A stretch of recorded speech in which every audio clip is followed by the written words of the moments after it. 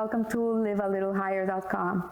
This week we read Parasha Eikev, and in this parasha we are told again about the incident of the manna in the desert. The manna was this very special food that was given to the Jewish people. It was like this miraculous food that came from heaven, and it came to them every day, the exact amount they needed to be nourished during their 40 years in the desert. So the manna was known as bread from heaven, known as lehem min hashamayim, and it's in fact, when they used to eat it, before they ate it, they did the bracha, the blessing, hamotzi lehem min hashamayim, and not hamotzi lehem min haaretz. So what was so special about this food? What was the qualities of the manna? And what practical lessons are there for us to learn from this? We know that the Torah is not only a nice story to be read, but in reality it's an instruction on our avodah to Hashem, on our service to God. So the Rebbe Lubavitch, he explains that the manna was given to us only during a very short time of Jewish history. If you see, Jewish history is thousands of years old, and the manna was something that only was there for 40 years. It fed the Jewish people during 40 years in the desert while they lived in the desert and while they journeyed in the desert. So Hashem gave it to them as a preparation for the real world. This food was really a test. Hashem was testing them through this food. And we know that as long as they were in Egypt, they were really not serving God. You know, they were in survival mode. They were trying to survive. They were overworked. They were mistreated. They had a very rough time. The Torah was not given to them by then. And in reality, the last thing the Jews had in their mind in the times of Egypt was how they were going to serve God. So we see that this manna, this miraculous food, was a very special food. It was a food that when ingested, the person didn't have any waste from this food, because whatever they ate was exactly what the body needed. Hashem would send each person exactly what they needed. He wouldn't send them a little more or a little less. He would send each person according to what they needed, and the body would absorb this food completely. It would all be absorbed into the body, and so there was no waste from this food. As a matter of fact, in the times of the desert, people didn't go to the bathroom. And this is how miraculous it was. And it was because this food didn't create waste. It was completely absorbed in the body, and the water they drank from Miriam's well as well was the same thing. Whatever they drank was exactly what the body needed. It never went into waste. So in the times of the desert, they had really an incredible experience, because people didn't have to wash their clothes. They never got dirty. The clothes grew with them. They didn't have to cook. They didn't have to clean. They didn't have to do all these things that are actually part of our daily existence. And so since the manna was this perfect food, which has been unknown to science, there has been no scientific study of the manna, it had everything the human body needed, everything. So the Rebbe explains that the period in the desert, the 40-year period, was a preparation for the Jewish people to be able to enter the land of Israel. So these 40 years in the desert was actually like a training program for them, in which they were getting ready to come into the land of Israel. And in order to understand this, we have to understand some of the unique qualities of the manna.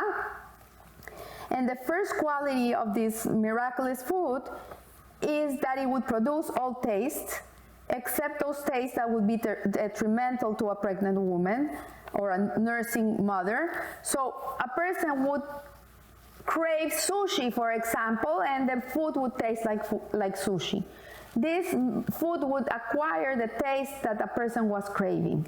And so another feature of the manna was that it kept for only one day. Hashem would send every day the amount that that person needed, exactly the amount that that person needed to survive, and not more, no less. If a person would go and pick up extra manna, thinking, okay, maybe it's not going to rain tomorrow, this manna would just rot, and worms would come out of it. And the only day that Hashem didn't send the manna to the Jewish people was on Shabbat. And on Friday, he would send a double portion of the manna. So this is one of the reasons why we put 2 challah rolls on Shabbat on the table, is to remember the double portion of manna that Hashem sent the Jewish people. So another unique feature of the manna, it is that it felt like rain. It felt like rain. It came down from heaven, and every morning they found it lying out in the ground. It was covered with a light rain, and as it fell, and it says in the Midrash that also jewels, precious stones, fell with the manna. So not only people got their food, but they became rich from all these jewels that fell with it. So life in the desert seems to have been very easy. It seemed that people didn't have to really do a lot to survive. And God himself declares that his intention with the manna was to test us. It was an isayon, it was a test. And when you want to know what a person's true capacities are, you have to put him through his paces. If a person has an easy life, you never know what his true strengths are. So we see that this testing of the manna was a way of preparing the Jewish people for the main challenges that they were going to face ahead once they entered the land of Israel. The manna was a way of testing the Jewish people, of testing their faith in Hashem in 2 different directions. So sometimes people look at difficulties in life as a punishment. This is the usual perception of difficulties and suffering in life. People see it like, okay, it's a punishment. I did something horrible and Hashem must be punishing me. But according to Hasidut, this is not the approach that we take. Hasidut is a more loving way of looking at life. And the way that a Hasidic person looks at a test as a challenge or an obstacle in their lives is that they're seeing an opportunity for growth. This is how we see it. So yes, there's actually a person does something wrong in his life, and part of the suffering in this world is part of cleaning whatever he did. It is true. It's not that it's a wrong way of thinking. It's a correct way of thinking. But Hasidut twists it a little bit, and they say, and they teach, Hasidut teaches that a person, when he's confronted with a difficulty in life, in reality he shouldn't see it as a punishment. He should see it as an opportunity to grow and to raise himself up to a higher level. So Hashem would like him to bring out his emunah. Hashem wants a person to bring out his faith in God and trust in God and his love for his fellow Jew. So whenever you're confronted with a challenge or an opportunity to grow, instead of giving yourself so hard, just think, okay, Hashem wants me to get closer to him. Hashem wants me to be a kinder person. Hashem wants me to be a loving human being, wants me to do more mitzvot, wants me to bring out the best in me. And so we see that the answer is perhaps that Hashem definitely wants us to work on a certain trait, and that we would never work on if we're not put to the test. So sometimes a difficulty, sometimes you're a short-tempered type of person, and Hashem sends you a person that is very slow, a child that is very slow, and he's not 1, 2, 3, and maybe this child is a little lazy, and he's a little this, and he sends you this type of person to live with you so you can control your temper. And so this test, this nisayon, can generally be classified into groups. There are nisayons of poverty and there's nisayons of wealth, and both in the spiritual and in the material world. And we see that this manna actually was a test of poverty and a test for wealth. It was both. And so the Rebbe explains that that when a person has wealth more than other people, they're endowed with such an intellectual wealth, good looks, like a person that is wealthy, this person will fall into being arrogant. He can become very arrogant. A person that grows up in a privileged home, privileged life, privileged everything, they have the nicest clothes, the good car, the nice house, the nice vacations, can grow up to become very arrogant. And that is the test. The test is that a person can come and work on himself and realize, that's why it's a test of faith and bitachon and trust in Hashem, that a person that is given all this wealth has to come to the point where he becomes humble. This is the test. The test is to become humble and to acknowledge that the wealth that he has in reality was given to him by God. Hashem gave him that.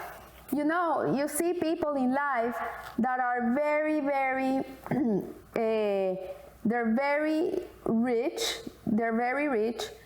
and they feel they made themselves. They really are convinced that they are rich because they have it. They have it all. They have the brains, they have the looks, they have the know-how, they have the smart. They went to the best college, they had the best education, or they're street smart, and they think that because of this is why they have their wealth.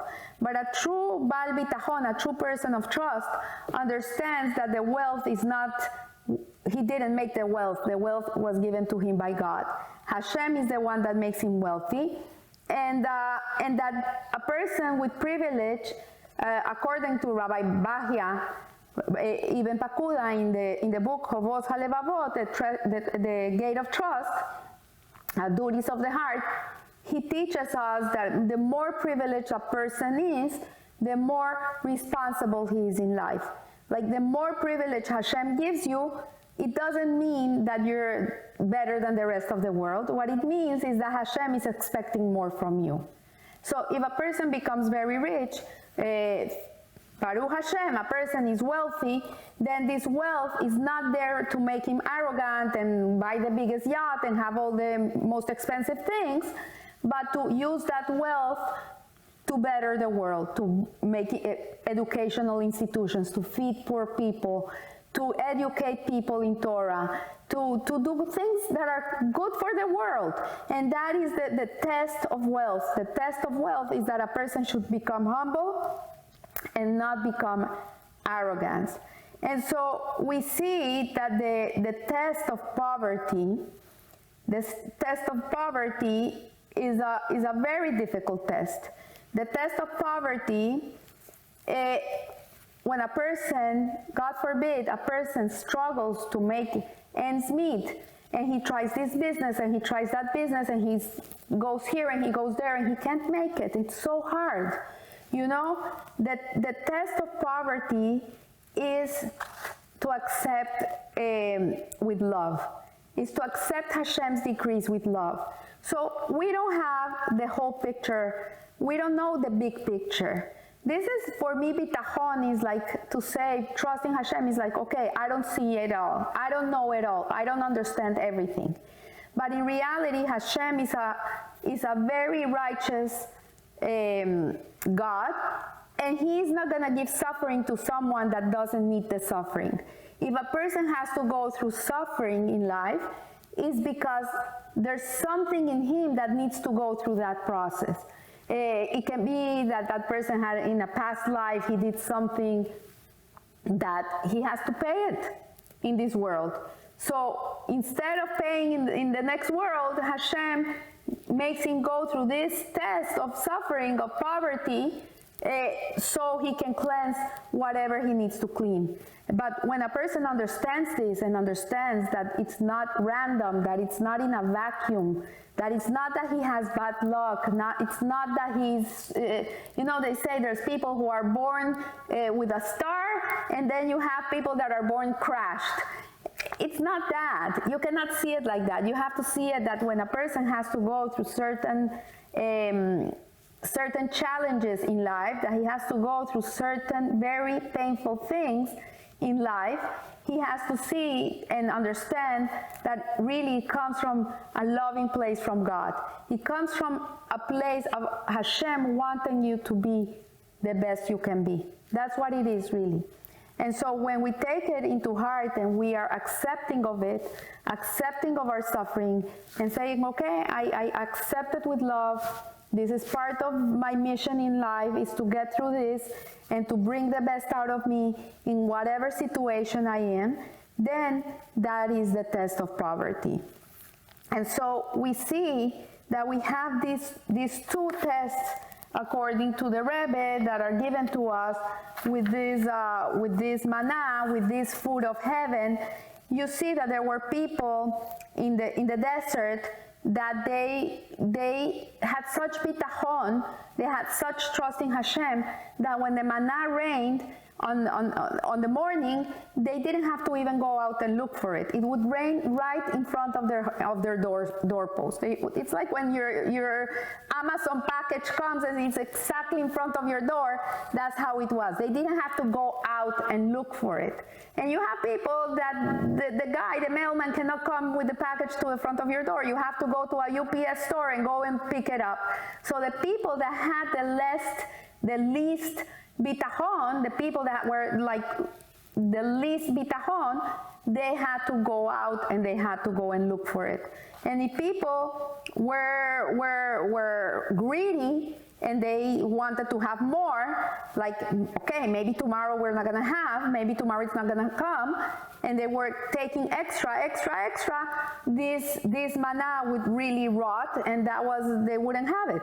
It would rot. Because this test of the manna really is to show you that Hashem is the one that gives us everything. He gives us the riches, He gives us the poverty, and at the end of the day, whatever He gives us is what we need. A person sometimes has to go through this test of wealth because he has to become a humble human being. And Hashem sends it to him because He's giving that person the opportunity to be humble, to become humble. And he's not a humble human being. And then the person that goes through the test of poverty has to really accept that Hashem wants the best for him, accept with love whatever Hashem is sending. And so we see that this is a very powerful insights of the Lubavitcher Rebbe, in which we are given these two options of looking at wealth, both spiritual and physical wealth, because you see there's many people that are so rich that they're really very poor. You see, they have the house, they have the car, they have the yacht, they have the plane, they have the vacations, they have the nicest clothes, the nicest handbag, but inside they're poor, they're depressed, they're sad, they don't know how to share with the world, they don't know how to help other people. And they're poor. They have a poor soul. And then you see people that go through life with such hardships. They have such hardships, but they're rich. They're rich in their neshamas. You know, it's interesting. You see people, I have traveled a lot and I have experienced eating at different homes when I'm away.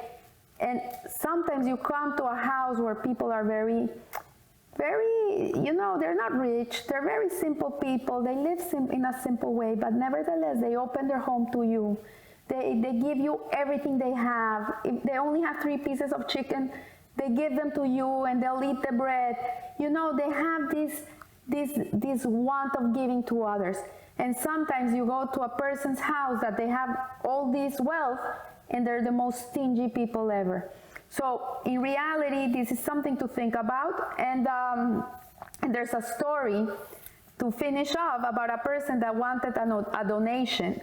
So he came to a rich man's house, and the rich man said, "It's winter, come in, don't get cold, come in, close the door, come in, I'll give you your donation." And the poor man stood in the door and he says, "No, you come out, you come out. I want you to experience the freezing cold that I'm experiencing. Because if I go inside and in the warmth of your home, you're not gonna have empathy for me. You're not gonna feel what I feel. So I want you to come out and see what I'm feeling, see what's going on outside." And this is what the rich man has to become humble. There's another story that was told by the Kotzer Rebbe of a man that went to him, a very rich man. He said to him, "I'm so proud, Rebbe, I'm so proud. I've become a very simple man." And the Rebbe looked at him and says, "A very simple man? Explain to me." He says, "Yeah, during the week I only eat bread and drink water. That's all I eat. On Shabbat I'll have my nice meal, but on the week I only drink water and eat bread." And the Kotzker Rebbe looked at him and said, "What are you doing? And when a poor person comes to you because they're hungry, what are you going to give them, bread and water? Because you feel this is enough for them? No, Hashem didn't make you to eat bread and water. Hashem made you to have a nice meal and enjoy what you have. So when a poor person comes to you, you know what this person is craving to eat. And you're going to be generous when you give. So, yes, this is the test. And we have to really understand what they mean. And God willing, by fulfilling their service to Hashem, in whatever spectrum of life you are, Hashem will bring Mashiach finally, and we all will be able to experience the true richness of the world. So I wish you a blessed week, and remember, live a little higher. Thank you.